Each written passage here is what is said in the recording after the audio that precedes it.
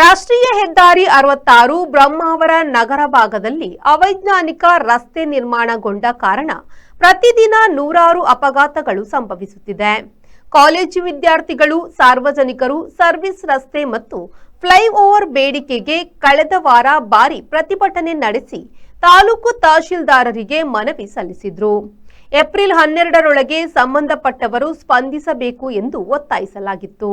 ಆ ಕುರಿತು ಸೋಮವಾರ ಬ್ರಹ್ಮಾವರ ತಾಲೂಕು ಸೌಧದಲ್ಲಿ ತಹಶೀಲ್ದಾರ್ ಶ್ರೀಕಾಂತ್ ಹೆಗ್ಡೆ ಮತ್ತು ನಾನಾ ಅಧಿಕಾರಿಗಳ ವಿಶೇಷ ಸಭೆಯಲ್ಲಿ ಸಾರ್ವಜನಿಕರ ಬೇಡಿಕೆಯ ಮಾಹಿತಿಯನ್ನು ನೀಡಿದರು. ಉಡುಪಿ ಡಿವೈಎಸ್ಪಿ ಪ್ರಭು ಡಿಟಿ, ರಾಷ್ಟ್ರೀಯ ಹೆದ್ದಾರಿ ಪ್ರಾಧಿಕಾರದ project director Javed, Brahmavar police ವೃತ್ತ ನಿರೀಕ್ಷಕ ದಿವಾಕರ್ ಪಿ, ಲೋಕೋಪಯೋಗಿ ಇಲಾಖೆಯ ಮಂಜುನಾಥ್ ಮತ್ತು ನಾನಾ ಇಲಾಖಾ ಅಧಿಕಾರಿಗಳು ಹಾಜರಿದ್ದು ಯೋಜನೆಯ ಕುರಿತು ಮಾತುಕತೆಯನ್ನು ನಡೆಸಿದರು. ಅಪಘಾತ ಹೆಚ್ಚು ನಡೆಯುವ ಸ್ಥಳವಾದ ಮಹೇಶ್ ಆಸ್ಪತ್ರೆ ಬಳಿ ಸೇರಿದಂತೆ 4 ಕಡೆ ಪರಿಶೀಲನೆಯನ್ನು ಮಾಡಲಾಯಿತು. ಇಲ್ಲಿನ ವರದಿಯ ಪ್ರಕಾರ ಮಂಗಳವಾರ ಜಿಲ್ಲಾಧಿಕಾರಿಗಳ ಕಚೇರಿಯಲ್ಲಿ ನಡೆಯುವ ಸಭೆಯಲ್ಲಿ ಅಂತಿಮ ನಿರ್ಧಾರವಾಗಲಿದೆ. ಬ್ಯೂರೋ ರಿಪೋರ್ಟ್, ವಿ4 ನ್ಯೂಸ್, ಬ್ರಹ್ಮಾವರ.